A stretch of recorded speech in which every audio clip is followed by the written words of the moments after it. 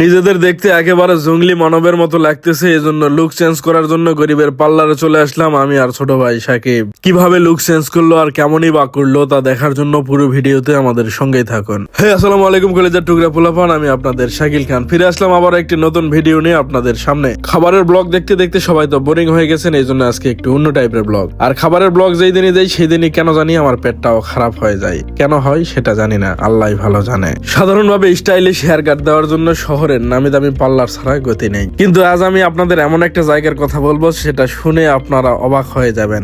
আমি এই মুহূর্তে বসে আছি জয়পুরহাট জেলার ছোট্ট একটা বাজার, ভাতছা বাজার। সাধারণত ছোট্ট বাজারের ছোট্ট দোকানগুলোতে আমরা খুব একটা প্রত্যাশা নিয়ে যাই না, কিন্তু আজ আমার লুকটা চেঞ্জ করার খুব ইচ্ছে হলো। দোকানটা খুব ছোট, সাজসজ্জা খুব সাধারণ, কিন্তু এখানকার কারিগরের আত্মবিশ্বাস খুবই শক্তিশালী। এটা দেখে মনে হলো একবার ট্রাই করা যেতেই পারে। কাজ যখন শুরু হলো আমি প্রতিটা স্টেপ খেয়াল করে দেখতেছিলাম, হাতের নিখুঁত কাজ আর মনোযোগ দেখে আমি সত্যি মুগ্ধ।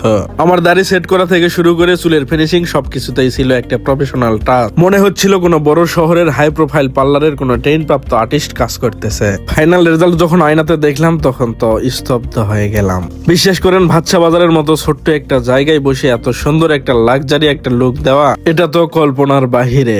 এই ছোট ভাই সোহরাবের কাজ যেন নামি দামি পার্লারকে টেক্কা দেওয়ার মতো। আসলে প্রতিভা যে শুধু চকচকে শপিং মলে বা বড় কোনো শহরে থাকে না, তার প্রমাণ আজ আমি নিজেই। অনেক টাকা খরচ করে অনেক দূরে যাওয়ার থেকে নিজের এলাকার এরকম ট্যালেন্টকে সাপোর্ট করা সত্যি অনেক তৃপ্তির। আর আমার এই নতুন লুকটা কেমন লাগতেছে অবশ্যই কমেন্টে জানাবেন, আর ভিডিওটা শেয়ার করে দিবেন যাতে এই ছোট ভাইটারও একটু উপকার হয়, আশেপাশের ভাই ব্রাদার দেখতে পারে এবং এসে এখানে ভালো একটা সার্ভিস নিতে পারে। ভিডিওটা কোনো টাকা দিয়ে প্রমোট করতেছি এমন না, আসলে ছোট ভাইটার কাজ ভালো লাগলো এই জন্যই ফ্রিতে প্রমোট করে দিলাম। আসলে এরকম ট্যালেন্টেড কাউকে সাপোর্ট করলেও নিজের ভালো লাগে। তো ভালো থাকবেন, সুস্থ থাকবেন, যদি বেঁচে থাকি আবারও দেখা হবে নতুন কোনো ভিডিওতে। আল্লাহ হাফেজ।